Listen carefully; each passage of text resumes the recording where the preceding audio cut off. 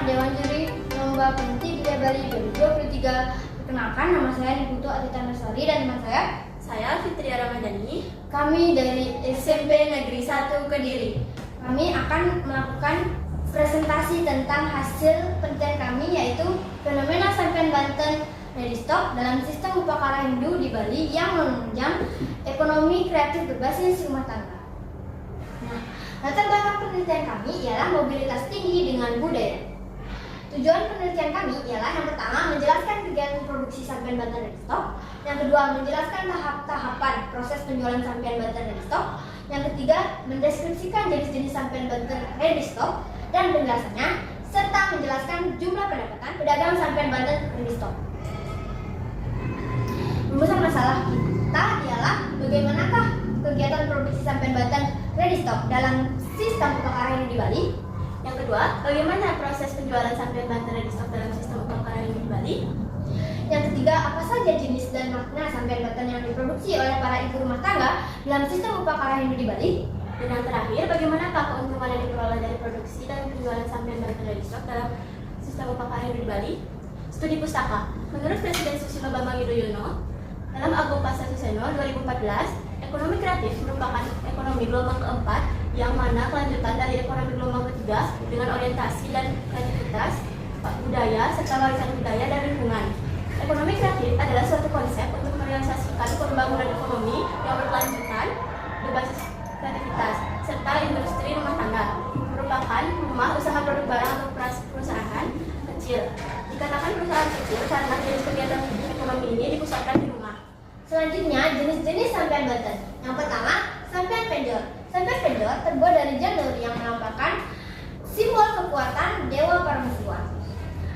Sampean gantung ini diletakkan pada ujung pendor yang juga melambangkan simbol kekuatan Dewa Parameswara.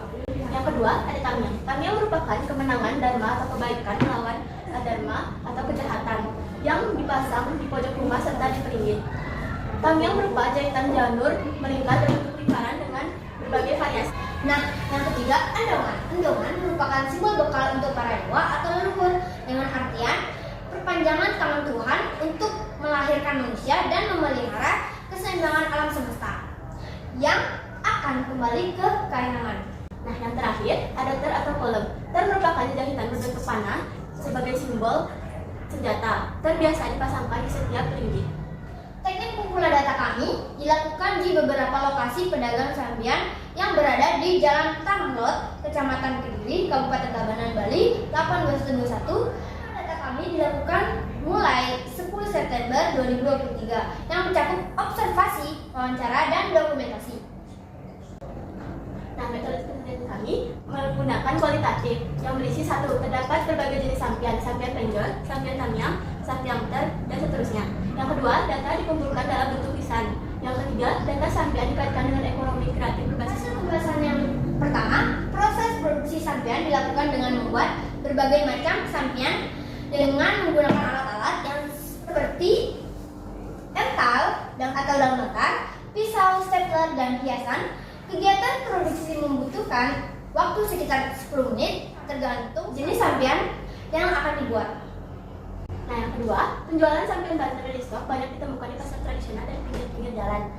Penjualan sampean ready stock juga banyak dilakukan secara online. Yang pertama, sampean pendor. Sampean pendor terbuat dari janur yang melambangkan simbol kekuatan Dewa Parameswara. Yang kedua, ada tamyang. Tamyang juga sering dipahami sebagai lambang Dewa Tanawa, Sanga yang menjadi penguasa 9 arah mata angin.